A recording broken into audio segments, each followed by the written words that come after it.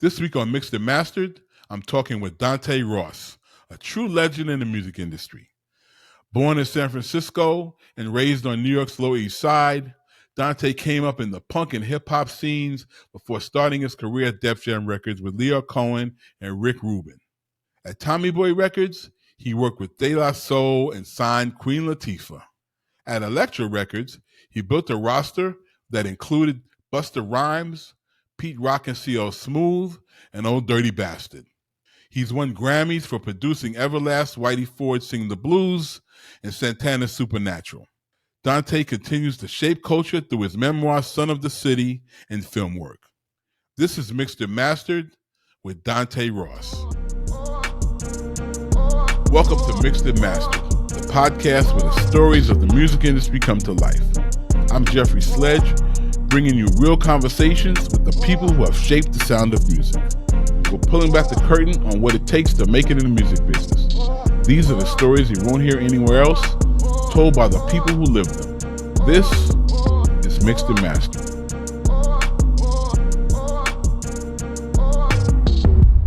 Mixed and Mastered podcast with a big get. This is a big get right here. Son of the City, Dante Ross. What's going on, Jeff? How you doing, man? I'm good, man. Good to see you. Always amazing to see you, man. We got a lot of history. Yeah, we do. And a lot of love, man. Let's start at the beginning. All right. I teased you the other day via text. I said, Timothy Chalamet is just a new version of you. He might be a little better looking, just a little bit. Nah, you was a good looking kid, man. You was a good looking kid, you know? Yeah, I don't know what happened. I used to look Italian, then I looked Jewish when I got older. I don't know what the hell happened. But so you grew up in New York City. Yes, I did. I mean, born in San Francisco. Yep. And I remember when we go to the Gavin convention years ago in San Francisco. I remember you always would tell me, I got to go see my pops. Yeah. I would go see my pops, so you go see your dad out that way. But you were raised in the city. Yeah, I moved to New York I moved to New York when I was about 3 years old. Okay. And I moved to the Lower East Side, 8th Street between B and C, and it was super, super rough. My mom was, she left my dad and she went back to school. So she was getting her degree in early childhood. And when we moved to New York, we were so poor, like it was ridiculous. And my mom worked part-time while she went to school. We were on public assistance. And I remember clearly when I was about 4, our house got broken into, and what meager things we had got taken. And then we moved to 2nd Street between A and B, I think, when I was 5. And that's where I lived till I was about 14. So you were a Lower East Side kid. Yeah, I moved to Brooklyn right before I turned 15 because my neighborhood was just so fucking bad, but I moved all over the Lower Side. I forgot that I moved when I was 11 or 12. I moved to Avenue B between 13th and 14th. Then we moved to Brooklyn. Wow. Yeah, I tell people, like, it's such a, I hate to sound like the old fogey, but it's such a trip in New York City now because areas like the Lower East Side or Soho or the Bowery, they're like these really fly areas. And I tell people, the Meatpacking District, you have no idea what that was before. It was chaos. I bought an apartment in the Meatpacking District in 1998 or 97, and I lived there for 5 years. It was in the same building as Lotus. Oh, wow. 5 years, maybe a 96, maybe to 2000. I think I moved right before 2000, 4 years. I bought it, and they opened a nightclub, and it was so fucking loud.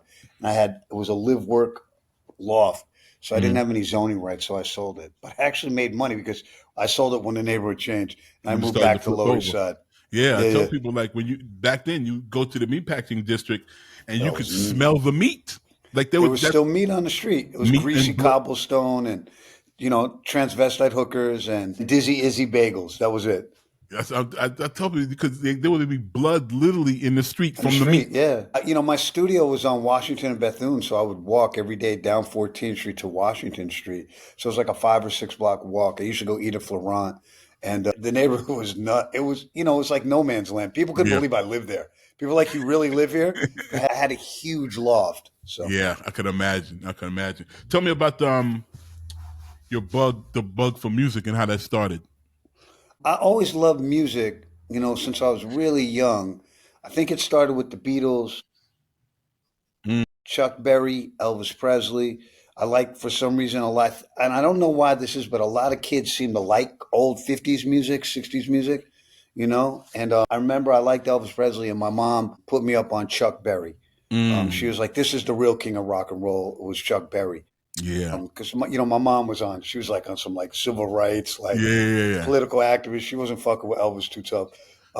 So I like Chuck Berry and I like the Beatles and I like soul music because my mom loves soul music. And when I was growing up in the early '70s, it was like the sweet soul moment, like Okay. stylistics, the moments, the Delphonics, all of that Manhattan. stuff. Yeah, all of that. That stuff was popping, and my mom liked all that stuff, as well as Marvin Gaye, Bill Withers, Stevie Wonder, and also Van Morrison, Bob Dylan. She had like singer songwriter and soul music kind of stuff she liked. So I listened to what she listened to, and what my sister listened to. My sister was into she liked a lot of salsa.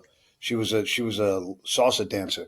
So Fania records were around, like the Hector Lavoe, and Hector Lavoe, that's a yeah. little later, but more like Willie Colon and Eddie Palmieri. So I grew up my sister playing those records. So I inherited my taste from my sister and my mother, and from what they were playing outside, Of because I course. was one of those kids who was always outside, and they were Yeah. playing, everything was getting played outside, like Yeah. Stevie or like The Big Payback by James Brown, Just Begun, Jimmy Yeah. Castor, A you lot of know, gambling huff stuff. yeah, yeah, exactly. Certainly, Harold Melvin and the Blue Notes, Bad Luck, If You Don't Love Me by Now, all the Philly stuff. So, we grew up in a great era. It's We like the did. music was top notch, and I really liked. I mostly like black music. With some exceptions like the Beatles, the Rolling Stones, a couple, things here and there. And when I went to junior high school, I got turned on to rock music by some white kids I became friends with, and they put me up on Led Zeppelin, who I thought was one person before I heard him. I was like, yeah, that guy Led Zeppelin. They're like, yo, it's a group, buddy. I didn't Yeah. know. I was listening to Shaft or whatever. I wasn't, Yeah, yeah, yeah, yeah, yeah. but then also the corny shit, like the pop records, like Captain and Tennille, and because we grew up on WABC radio, right? And they played Dude, everything. you People literally don't took the know words about out of that. you took the words out of my mouth. Most people don't. Our era knows. Most people don't realize Yeah, there was really no black radio station for quite a while in New nah, York City. It was WABC with Harry Harrison. Like yeah, that's yeah. what it was. We listened to it, and so we got all that soft rock and that yacht rock that we would fed on that. Yeah, yeah, that and they also played it side by side with Stevie Wonder and the Brothers Johnson, Yep, whatever else was a hit record. So yep, you heard like "Fly Like an Eagle," and then you heard like "Superstition" or whatever it was. yeah. Whatever was a top 40 record. And ironically, later in life, I dated cousin Brucey, who was on WABC's Daughter. Really? Yeah, for a brief moment, but he was really. I think I liked him more than her. He was super Yeah, cool. He I'm was a great sure. dude. I Yeah, can. man. That's So that's a great story. it's funny that Red Alert told me that he said I was talking to him one time. I was like, "Do you listen to WABC?" He said, "WABC is the cheat code for hip hop. People don't realize that." He said because we got exposed to all these records. We heard "Walk This Way" on WABC and "Fly Like an Eagle" and all these records that ended up being funky and that we played in the park jams. Like all Yep, the rock records. I was like, yep. "Oh, that's crazy." He's And like, then "That's end why up we getting played Honky sampled. Tonk Woman because the drums." There And you I was go. like, "I got it." There you go. So Yeah. I think it was a key component in all of our childhoods. It absolutely was. And It just was side by open format before open format existed. yeah, it was just like what you said. Whatever was a hit, it got Right. played. You say it would be Right. the Jackson Five, and then it would be like you said, it would be was Sailing. What's his name? Christopher Cross. So you know Christopher what I'm saying? Cross, yeah, It the would be Doobie Brothers, whatever it was. whatever was funky. And back You to know, you know Elvis, what? I'd be remiss if I didn't say who my favorite group as a child was. So it was the Jackson Five. You mentioned them. So I was a Michael Jackson fanatic. we I all loved the were. Jackson Five. I watched the cartoon. Me and my friends would play the records and try and do the steps and the whole shit. And Oh I shit. was, I was like, they were always made me Tito or Randy. I was never Mike, which hurt my feelings. But I didn't have the move. I didn't have the moves like that. But yeah, Yeah, man, I had a Jackson Five notebook. in Yeah, grade school. I had his poster on the wall. Like Michael Jackson was everything to us he as was kids. everything as kids. Yeah, we literally grew up with him. You know. Yeah, yeah, yeah. He was like our age. He was the Yeah, greatest. yeah. So how did you tap before we go into the hip hop side? Kind of how did you tap into the punk rock side? Well, because of where I grew up, when I was about 13, 14, I was in junior high school, and it was twofold. I was into skateboarding. I was a Okay, skateboarder. okay. I was always an athlete. I was, played ball. Like I always played all sports, but I discovered skateboarding and I got good at it. And I really love skateboarding. And at some point, maybe in 1979 or so, 78, 79, skateboarding started to go new wave. So I was looking at my heroes in Skateboard magazine, and these guys were listening to Devo and the Mhm. Specials and all this cool music, the B-52s. And I went to junior high school with these kids. These girls wound up being in the band Luscious Jackson. And I they were remember like, Luscious Jackson. I remember I mean, them. they were like punk rock when they were like 12, 13. Like, I can't make it up. And they were my friends. I knew one of the girls since grade school. I knew them. I thought they were cool. Hmm. And they were cool. They were really nice girls. They were like really nice people. And one of them convinced me to go to see the Stimulators, I think in 1980 at Max's Kansas City. How we got in, I can't even tell you, but I went and it was amazing. And I also saw in 1979, I saw Devo and the Specials on Saturday Night Live. And I went to Mm. school when I saw Devo in, I want to say seventh grade. And I was like, it was like, Saturday Night Live was where we got all our information when we were kids. Hmm. That's what told us what was cool. You Hmm. know what I mean? Hmm. And and I was like, and staying up to see Saturday Night Live when you were a kid was like for me a treat. It's a That was big like the deal. one night my mom let me stay up late. Yeah, I yeah, could yeah. watch Saturday Night Live. We'd watch it. It was like a thing we did. And I went to school and I was like, everyone's like, we're talking about Saturday Night Live, of course, on Monday. And people were like, did you see that band? And I was like, yeah, that group Devo, they were fucking cool. And most of my friends were like, what are you on drugs? That was terrible. And I was like, no, it was great because it was different. So I don't know, man. Those worlds all collided, skateboarding and seeing Saturday Night Live and my neighborhood being terrible. And I wanted to get out of my neighborhood. So I started skateboarding like over to the west side all the time. And I Okay. met a bunch of kids who were kind of more into punk rock and new wave stuff. My neighborhood, coincidentally, that's where all the like punk rock shit was happening. So I would skate over to St. Mark's, me and my friends. And I lived on Avenue B, but we'd skate over to St. Mark's and we'd hang out on St. Mark's because it was cool. And Hmm. we'd see Joey Ramone walking by or whatever it was. Wow. And I just got swept up in it and I loved it. It was different, and it was like, for me, music has always been escapism, Yes. right? It's like the two cheapest forms of escapism are turning on the radio and finding some music you love and laughing. So me and my friends, we snap on each other all day and we Hmm. listen to music. It's free. We got no money. And Yeah. this, we play sports or skateboard around. That costs no money. So this is what we did. We didn't have any money. So music was a big form of escapism in the house and outside of the house. So Yeah. for me, it was like almost like my first drug. And it was a way to get away from some of the realities that were right in front of me. I had I a got pretty you. dysfunctional household and upbringing, and music was like a way to escape. So, I'd Kind of turn get on the out of it. radio and I'd hear Casey and the Sunshine Band, or fast forward, I'd hear, the Clash on WNEW was the new wave station when we were kids. I'd listen to that, or LIR if I could tune it in. And I just, I was one of those kids too. You probably did this too. I had the old school tape recorder in front of the radio, and I'd tape it when my song came on, and that would be Come my on, tape. man. Come on, man. Jesus Christ. Absolutely did that. Yeah. Absolutely. I mean, my mom's wasn't giving me money to go buy records. I didn't have money Yeah. like You know that. what I'm saying? Trying to catch it, That's it. You try to catch it. You hope they announce it beforehand so you can bang. I would tape America Top 40 every Sunday, Casey Kasem. Yeah. So I Yep. get my Casey Kasem. 40 songs. I get the tape and I have to flip it over. I'd miss a couple of songs. I get a bunch of duds, Yeah. but I get some ones I Yeah. like. So that's what I did. You know what I mean? I was really Wow. pretty music obsessive as a kid. And I don't know if you remember the Village Voice, Of course. What are the you the talking about? paper. So yeah, Of right. It's course. free paper. So a lot of my aesthetic, my highbrow taste came from reading the Village Voice. So they would kind of tell you what was cool, what was hip, and Greg Tate was a huge influence on me. Whatever Yes. he liked, I probably liked, the Iron Yeah. Man, who I got to know later in life. And Yep. all the writers, Robert Christgau and all Robert these guys who Christgau. wrote about music, they turned me on to a lot of stuff. And then Rolling Stone, I read that. I would steal it from the magazine store, shoplift it, and that helped kind of set some of my tastes too.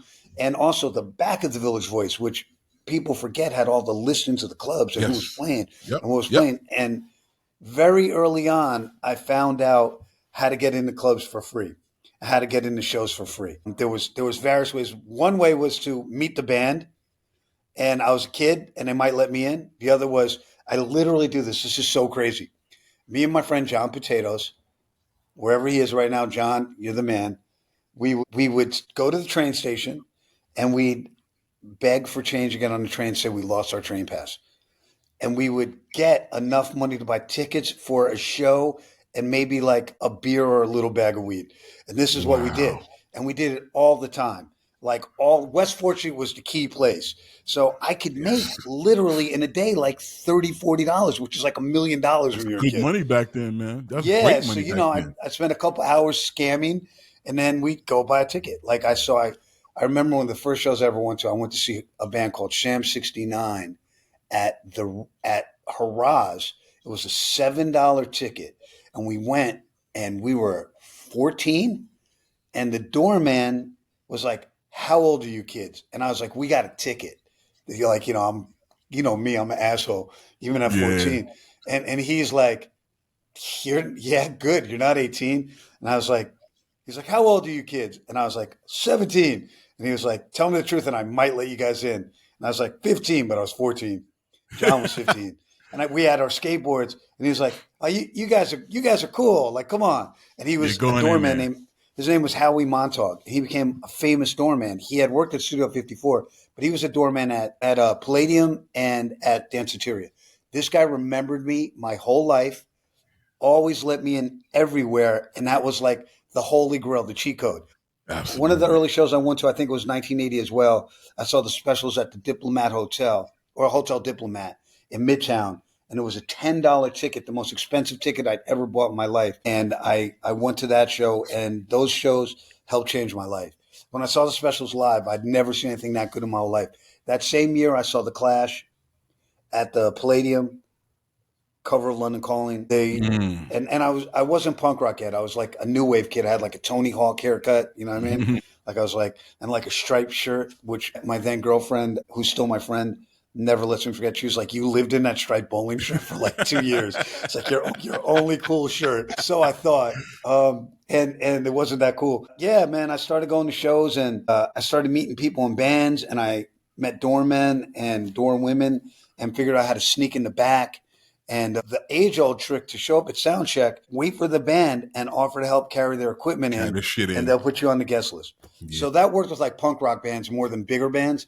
But, and then I met, we loved this band, the Bad Brains. They changed my life. I saw them in 1981, when they first moved to New York with my friend John Potatoes, who was Hmm. like the guy who hit me to everything.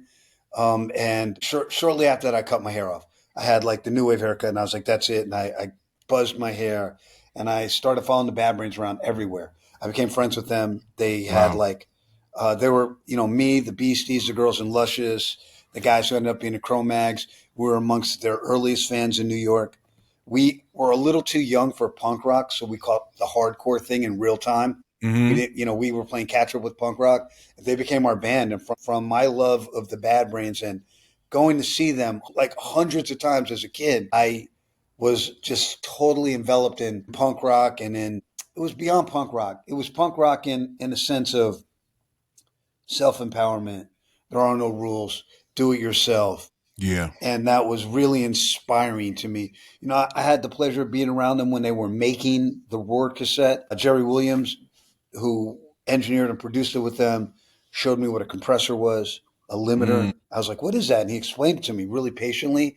And I don't know, man, I was so close to the process and to the experience in the inner circle of the Bad Brains as a 15, 16-year-old kid that I knew there was something I had to do that related to music, because it was the greatest part of my life. I didn't love high school. Um, I was I was like, in high school also, when I entered high school, I think I was 6 feet, the same height I am now, Mm. but I weighed 130 pounds. 135 pounds. I was a string bean. And no girls liked me. So I was kind of like, I don't want to say I was a weird kid, but I was like an antisocial kid. I wrote graffiti. I was a skateboarder. I was into punk rock. And I had a very active life outside of school. I didn't really care that much about school. I cared about going out 5 nights a week. And my mom was in no place in her life to exercise parental control. I didn't have much parenting. You were running. Yeah, I was outside, man. I was outside like the kids say. I was outside my entire life. Yeah. And that was to me a more valuable experience than high school. I was a smart kid. For what we do, that's actually you can't get more valuable than that. For what we did, like you couldn't get as close to the ground as possible and seeing it happening in real time. Yeah, I mean that to me was like my education, right? And I was a smart kid. I went to academically advanced grade school and high school. I went to Brooklyn Tech, and though I did not graduate from Brooklyn Tech, but I went to Brooklyn Tech, and I was always like a smart kid. My mom's a teacher, so I was always, until I was in like maybe 8th grade and started like discovering, the 3 W's, wine, women, and weed. Skateboarding, punk rock, graffiti. I was a straight A student. I never had less than an A. Like I was always excelled in school, and then I discovered life on its own terms, and school kind of went out the window early for me. So tell me about when the hip hop side started to kick in. So when we were kids, I'm sure you remember this when Rappers Delight came out. Oh, it was a hit record. It was a hit record smash. They played in the school dance. Everyone's like, "Yo, this record, you're walking around singing it. It's a fucking smash." You had to know every lyric. People had to know the whole record. The whole record. So I loved it. And in junior high school, a lot of my friends were Black and Puerto Rican kids. I grew up with all Puerto Ricans pretty much. So, I was like, they called me Puerto Rican growing up. Like, I couldn't wait to grow a mustache. I was like that guy. Like, maybe if I grow a mustache, I'll look Puerto Rican. So those are a lot of my friends, and I love Rappers Delight. My boy who went to my school, Jackie, Columbus Van Horn, he went to my school, but he lived in Harlem. He took the train every day to school because he was in the academically accelerated program that I was in. He was like, "Yo, I'm gonna put you up on the real shit though," and he gave me a tape, and it was a Grandmaster Flash tape, and it was like 50 beats, and it had a lot of breaks. It's a famous tape. And had a lot of other songs on it, like I think Apache Jump To It was on it, or just live songs, all these songs.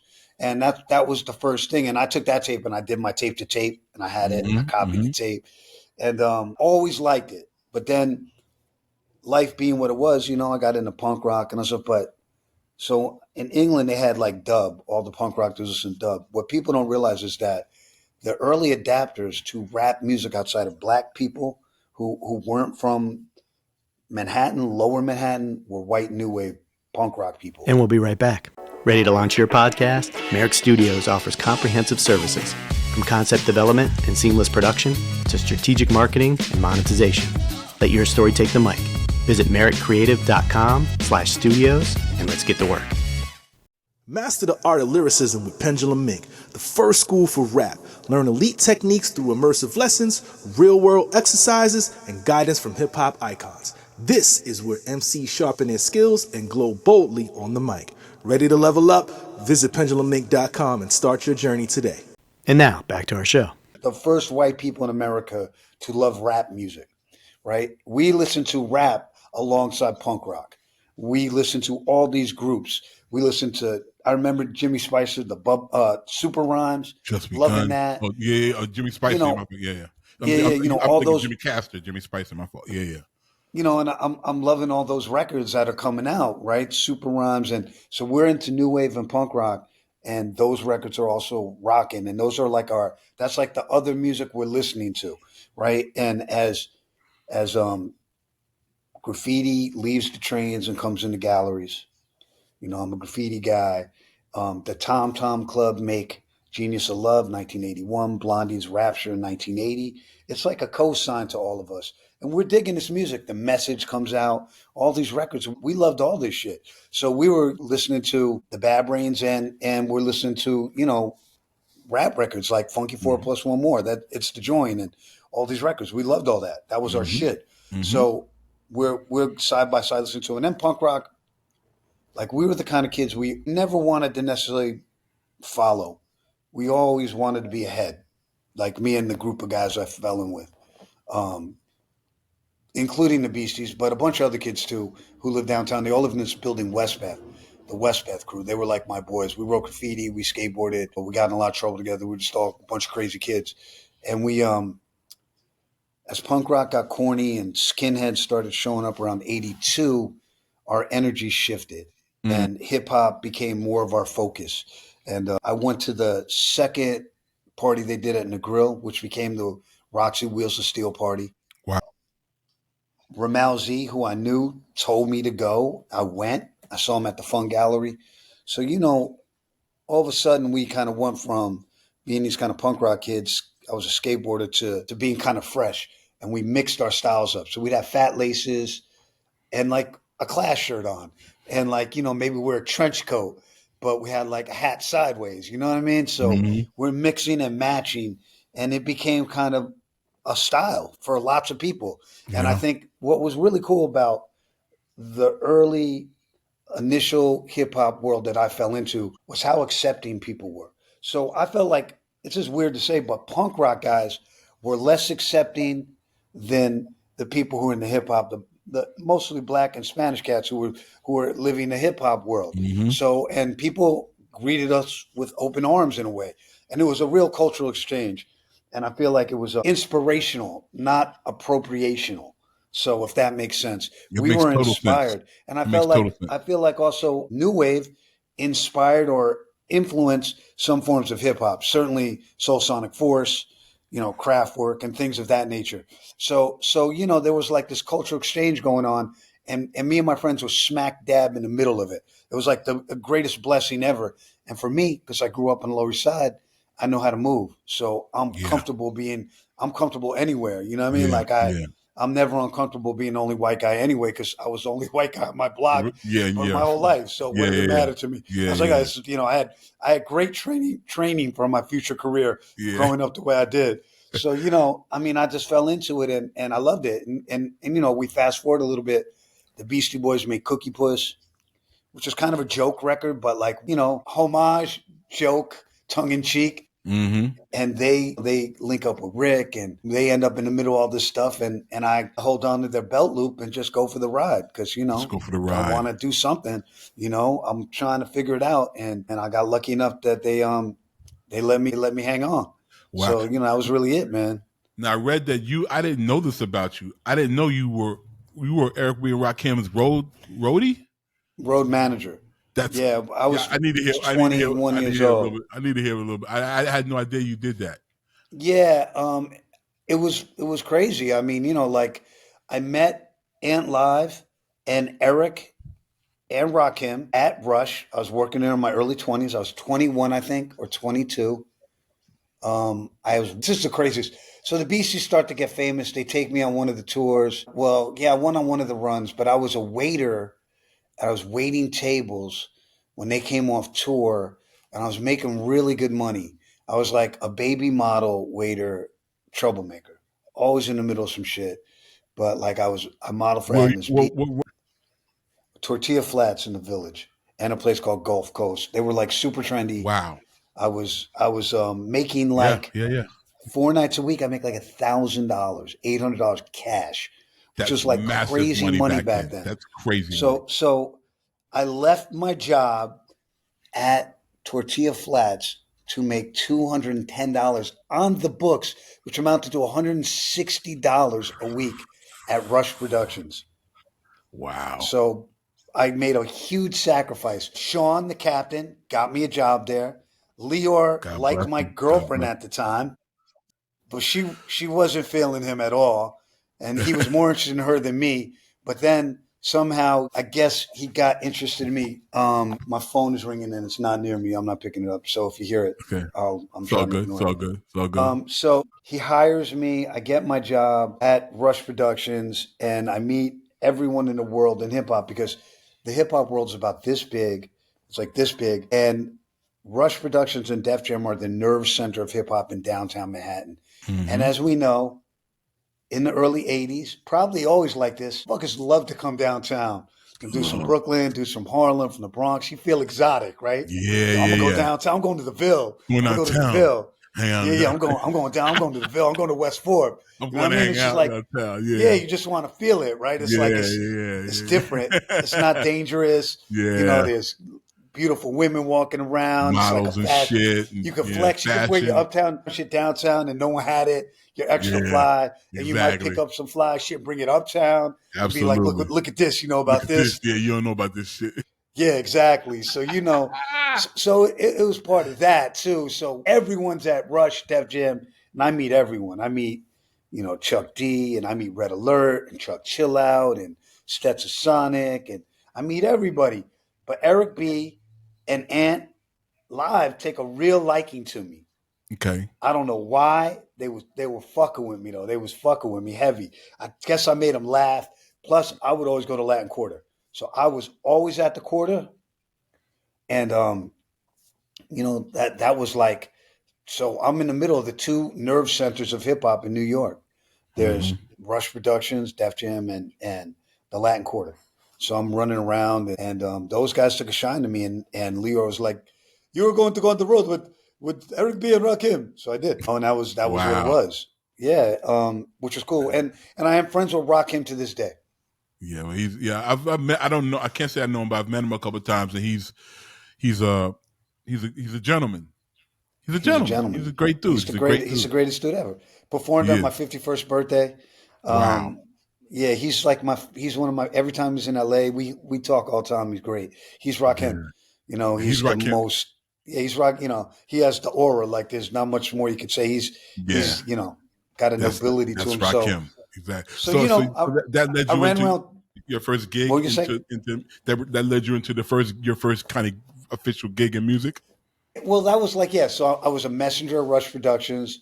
Then I became a road manager. Then I came off the road, and it wasn't really a job for me.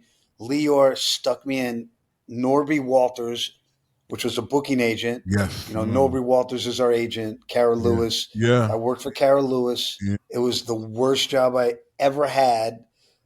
She was not, I couldn't work with her. It wasn't for me. Okay. Daddy O was my friend from Rush, being on tour. He was my big homie, mentor. And he was like, yo, D, they're trying to hire an A&R person, that Tommy boy. I threw your name in the mix because they tried to give me the job, but I'm not trying to do that. So they're going to call you. So Monica Lynch reached out to me. I saw her out at something, and we were talking, and she's like, oh, you want to interview for this job? And I was like, yeah. And I guess my references checked out. She asked people about me, and they were like, yeah, he's outside. Like, so I went for the interview, and she played me De La Soul. It blew my mind. Wow. I'd never, and I was like, yo, it's like Ultramagnetic meets Slick Rick. I remember she always tells me I said that. And I was like, yo, it's so dusted. Like, I was like, play that again. And I was like enamored. I was enamored by it because it felt like exactly how I felt. I can't explain it other than that, because right at that point, that was like, there's these like tipping points in the culture. So there's the Run DMC tipping point, and that's kind of when Eric B and Rakim hit the set. And then it becomes the LQ, right? The drum machine, the boom, the drum machine records stop being the ones. It becomes the sample records. And that's the Latin Quarter, Union Square Latin Quarter. And then the tipping point from that is Latin Quarter's Too Violent moves downtown again to the candy bar parties, Milky Way Payday, and De La Soul and the Native Tongues emerge. So I think it starts with Ultramagnetic. They bridge the gap from the Latin Quarter to the Native Tongue thing because they're incredibly creative and weird, for lack of a better word, bugged out. Yeah, bugged out. And there's a couple other bands, like a couple other groups like that. There was MCs maybe who were like Rampoobahs and Masters of Ceremony, Slick Rick a little bit. Slick Rick is wild because he goes from the drum machine era through Latin Quarters and becomes he's a huge influence on Native Tongues because he's a storyteller and he's left of center. Yes. So we get all these, we get this new thing though, man, the Jungle Brothers who were booming at the Latin Quarter. They were popping. Mag was popping. And Keras One's obviously popping, Kid and Play, Stetsasonic, those things. And that vibe moves downtown. And from this emerges the leaders of the Native Tongue Pack, which is Jungle Brothers, Q-Tip's on the record, and De La's record comes out right around then. Oh, I forgot to say, so Monica calls me right before Christmas. I go to Tommy Boy. It's the follow-up meeting. It's snowing now. And she says, so I got to tell you, you got the job. When do you start? I mean, when do I start? And she's like, top of the year, after the holiday. Okay. So, and she says, and that group you like, De La Soul, they're the first group you're going to work with. And I'm like, wow. I'm like, Jesus Christ. Yeah. So I get the job. The payday parties are popping. I literally got the 12-inch and I sent it to Red Alert. He's like, I call him up. Red was my man. I'd hang out with him. I was a great wingman.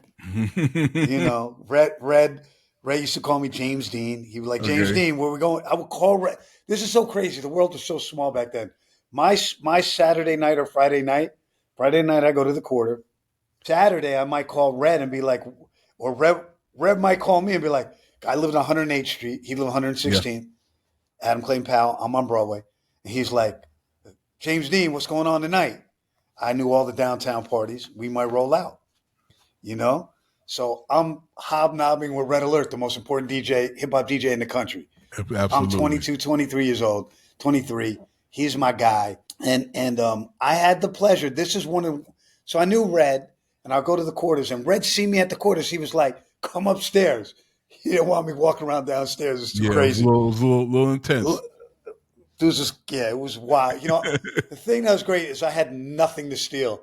You could get my bootleg Fila hat. Yeah, man. I had nothing. Yeah. Swatch. So $33. Like, you weren't coming up if you robbed me. So I had the pleasure of giving him Rebel Without a Pause.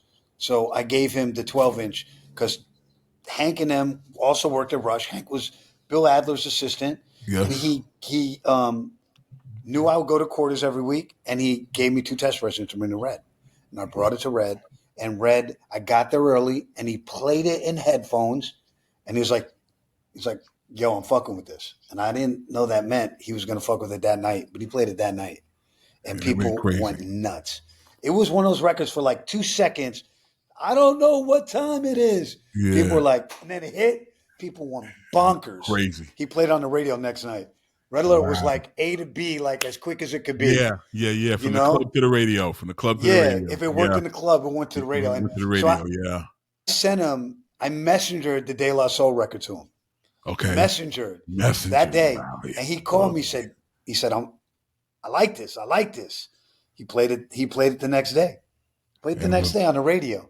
Wow. So out the gate, the shit goes on the radio. So I'm running around De La Soul, passing out the records. Everyone's like, it's like I got a hit record, right? But it's Monica's hit record. But, it didn't hurt my rep.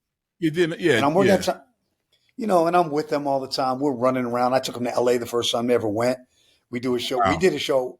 We played World on Wheels. We played the Crip spot in West Adams. That's what NWA came out of, right? Correct? They played Skateland and World on Wheels. Okay. Yeah, those are the 2 places. Yeah. So we played a K-Day show at World on Wheels. That's where I met Ice-T. I knew Muggs already. I knew 783. They were on the bill. Okay. It's the first time I saw Crip walking.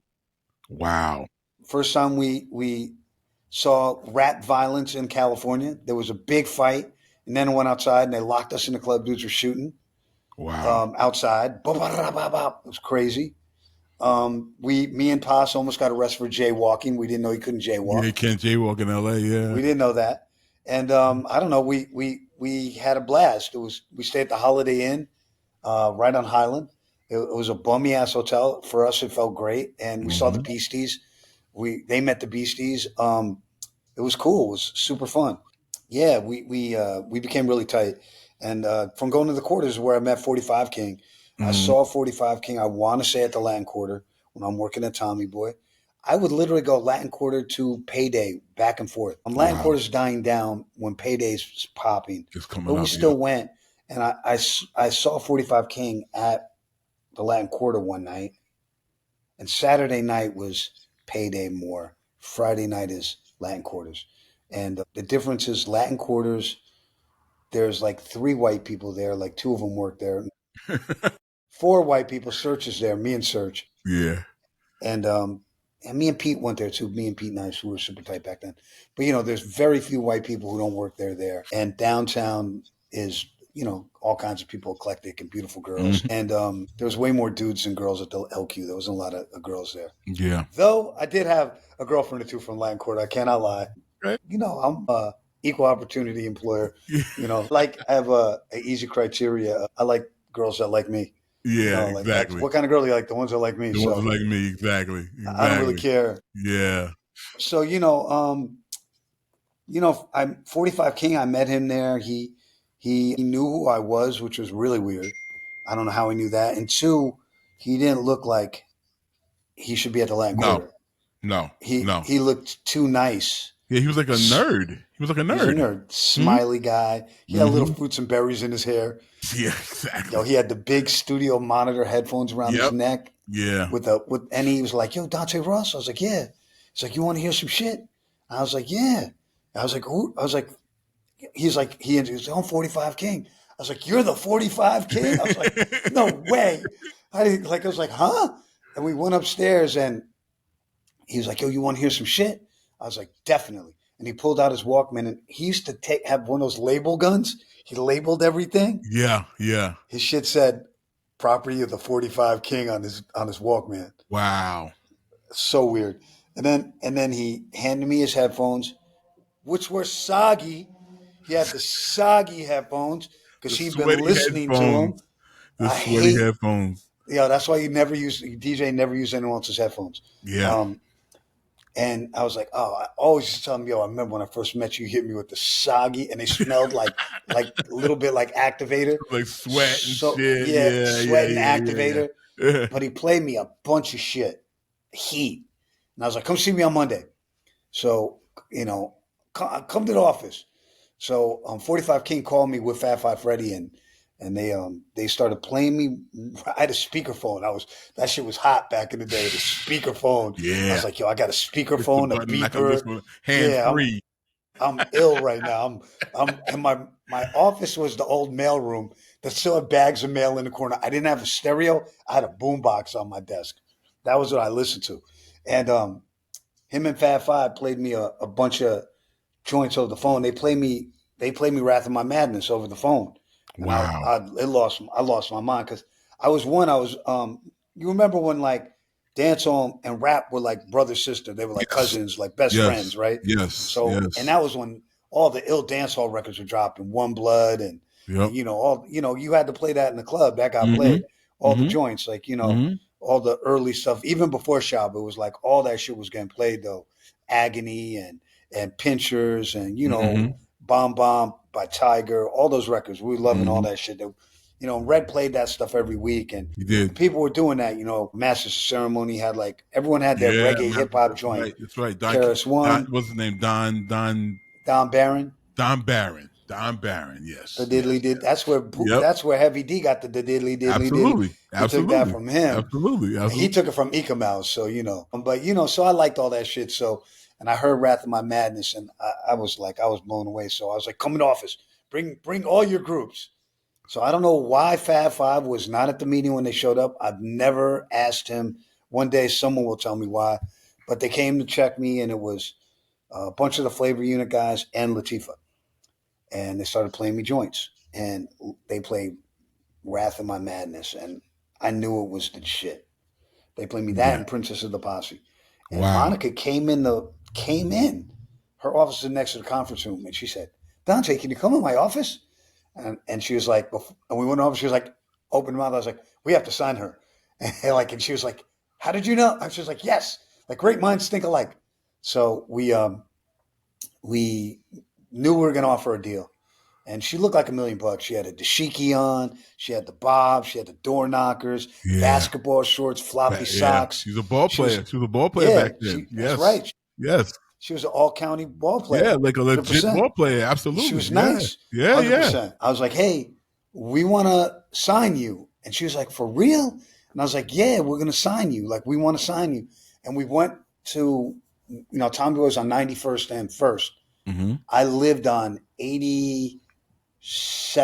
No, wait, 79th is the street. I lived on 80th and East End. I used to play at this place called Bowling Green, Asphalt on the Green, rather, which is on 88th and East End.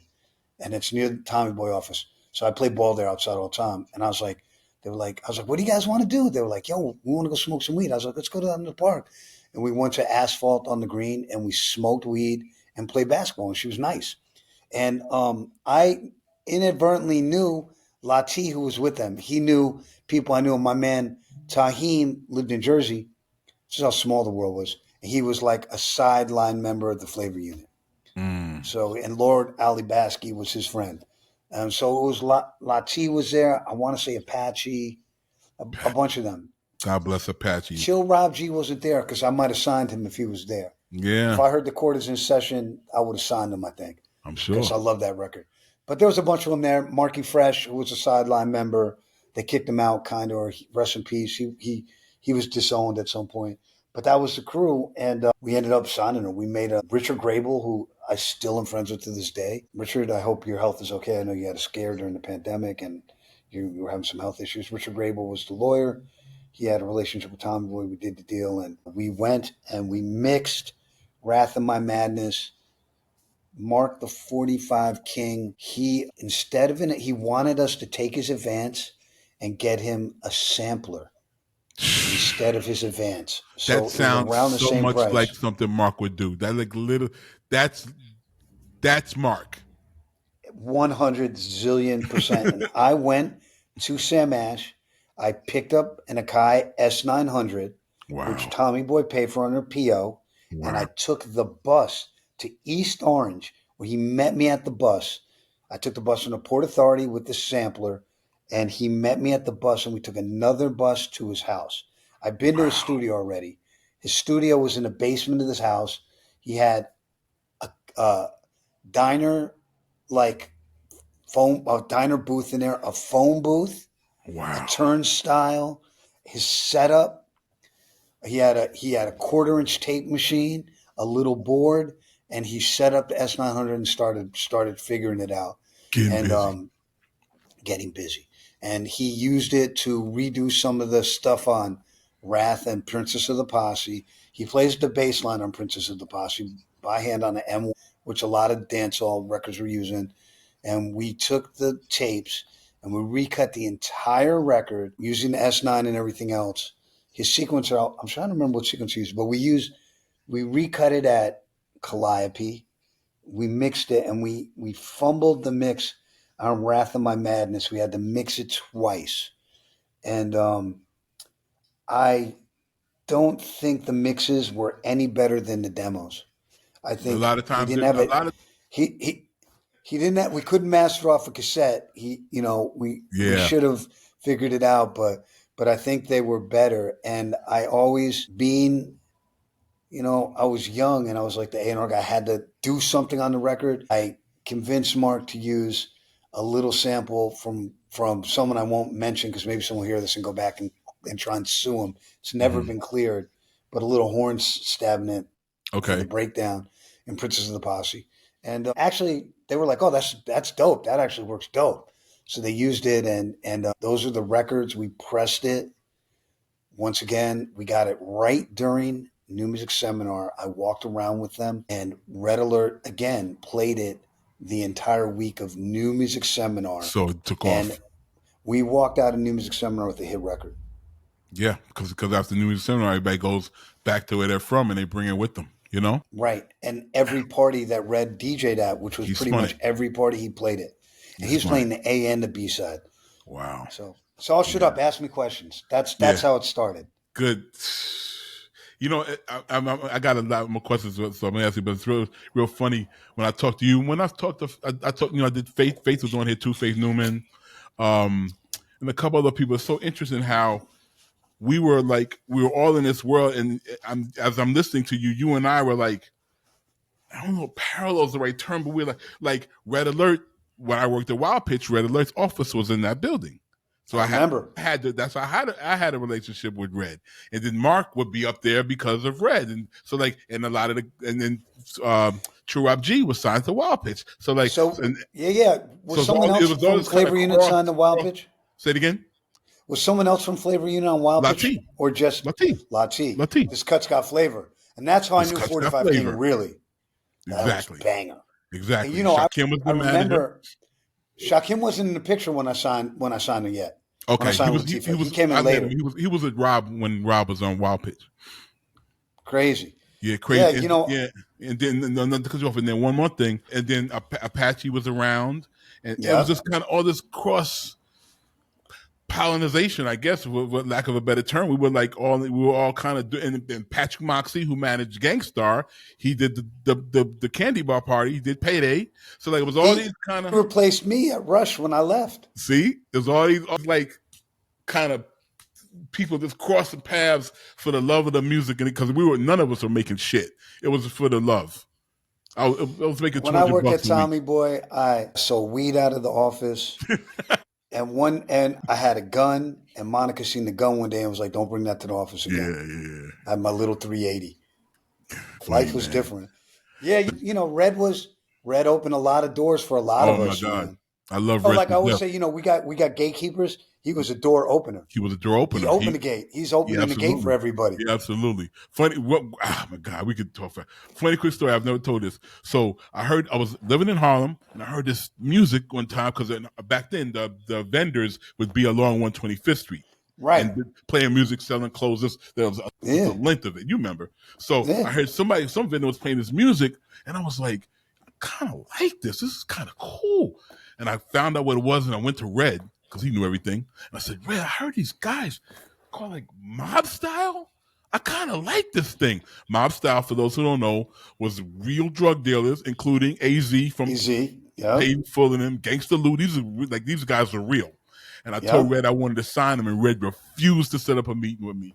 He was like, "You don't need to be around those guys." And he's like, "You don't need to be in that. That's some other shit. You don't need to be." And he would never introduce me to those guys. And I look backwards, and I'm like, I still really like the mob style, but I was like, he was right. They could have been NWA, dude. That's what I was saying. I was like, they're in New York, like, because what they were rapping about was real. They were really doing this shit. Yeah, those guys were out there. It's funny too, because when I think about it, like dudes who made like soft rap records, some of them dudes were straight gangsters. Tito was a gangster. I mean, he was a legend. Like he was, it's funny because I lived on 108th Street, and I would go shopping almost every weekend on 125th. One of my hangout partners was D Nice.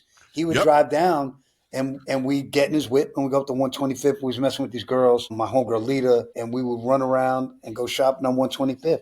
And I would go there all the time. I remember Lita, skinny Lita, pretty slim Lita. Green eyes. Jesus Christ, man. That was my little shorty. Let's move forward because we got too many connections. I was just saying that because 25th was like another place. You walked down 125th and you felt the pulse. You heard the music. You've seen Said G walking down the street. All the time. This guy, that guy. And I loved it. It's funny, man. I felt as comfortable on 125th as I did on the Lower East Side. It was like the same shit to me. Yeah. So tell me about so you have all the success of Tommy Boy with De La and Latifah, and you're moving, and then you go to Elektra next, correct? Yeah. All right. Yeah. So a big article came out on De La Soul. I was mentioning it, I guess, in the New York Times, and I knew this cat Raul Roach. He's Max Roach's son. Yes. I knew him from. So also back then, I hung out with Russell. Don't hold it against me. Andre, rest in peace. Yes. Jimmy Love on occasion. Nelson George. Yes. Who was? I hung out with Lior, but Lior and me had a love-hate relationship at that point. I hung out with these guys. We'd go to Nell's. They would hold court there upstairs. Mm-hmm. I had a seat at the table because they were picking my brain. I was a free A&R source. And then I became an A&R guy. Bill Stephanie was the first person to tell me I should be an A&R person. Wow. Him and Daddy-O around the same time. He wanted to hire me at Def Jam, and they didn't hire me. Wow. So I was outside and I was running around those guys. They couldn't go to the quarters. They could go to payday. And I hung out with those guys largely because I knew all the model girls, honestly. Yeah. Like they were like, oh, D knows all the D. You know the baddies. Who's your six? Yeah. Who's the 5 girls you're with? So, that had a lot to do with it. And I had entree in that world, man. I was red hot. And that's why I met Raul, because Raul was kind of like a little, he was evolved. He's like an evolved dude. Like he's not a street guy. Yeah. And he took a liking to me. What I found out later is he tried to hire Gary Harris at Elektra, but Gary missed the meeting. Oh, sounds like Gary. I love Gary. Yeah. That sounds like Gary. Yeah, exactly. And I got interviewed for the job. He set up the interview with me and Bob Krasnow. Yes. We started the meeting. I'll never forget. So I had a 3-finger ring on. Wow. Like I thought I was fly. I had the 3-finger Dante ring on. Trying to be. I thought I was hot. I was hot in the streets. And he had on this beautiful big diamond ring, pinky ring. It was dope. And he was like, "Oh, I like that ring." And I took it off. He said, "Can I see that?" I took it off. And then I said, "I like your ring." And he took it off and I put his ring on. It was big on my finger. Yeah. I was like, "Yo, I think we should trade." He's like, "I don't think so, buddy." And then we swapped the rings back. And that thing right there, though, that made him like me and me like him. And Absolutely. Then we started talking about sports betting. I don't know why. Raul told me this.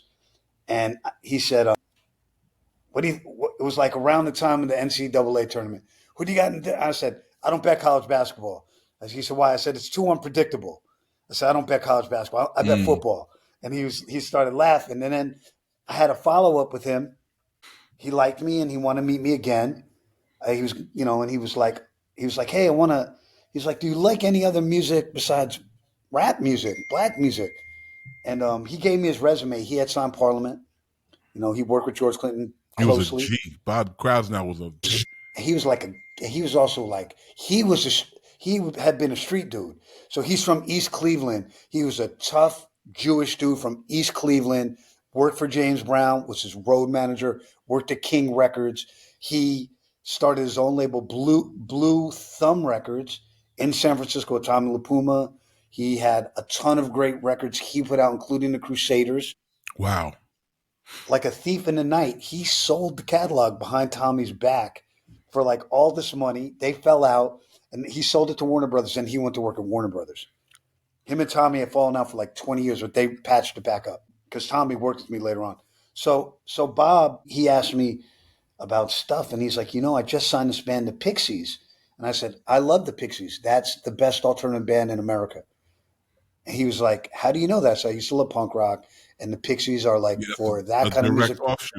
They're top of the food chain. That's the best thing out. That and Husker Du. And he's like, "Yeah, they're signed to Warner Brothers." I was like, "Yeah, I know." Good. And I was like, "Yeah, that's like, I love that band." I was like, "That's really cool you signed them." And he was like, "Yeah." And I was like, "What else are you excited about?" We just made conversation. He's like, "Well, I want to play you something. I signed this girl." And so he's like, "Do you like singer-songwriter music?" And I was like, "Well, yeah, my mom really liked Bob Dylan, Van Morrison, Cat Stevens, Joni Mitchell. So yeah, I grew up with a lot of that stuff. Crosby, Stills and Nash." He's like, "That's part of the history of Elektra." I said, "Yeah, Elektra Asylum, I know that." And he was like, "Let me play you something." And he played me Fast Cars by Tracy Chapman. And it wasn't out yet. He played it on a CD, a promo cassette. And it blew my mind. Because it's such an emotional song. And it hit me like in my heart. Like I was like, wow. And I was like, oh my God. I was like, that's one of the best things I ever heard. And he goes, "Yeah, she's black." And I said, "What?" He goes, "Yeah, she's a black woman. She's from Cleveland, where I'm from actually. And we're signing her." And I was like, "How are you going to sell that?" He's like, "I don't care. This is art and I'm putting this out." And so he gave me an advance cassette. Wow. And all I did was listen to it. So I decided that day I want to work at Elektra Records. That was part 1 with Dante Ross. Stay tuned next week for the second half of our conversation. You can catch Mixed and Mastered on Apple Podcasts, Spotify, iHeart, or wherever you get your podcasts. Hit that follow button, leave a review, and tell a friend. I'm your host, Jeffrey Sledge. Mixed and Mastered is produced and distributed by Merrick Studios.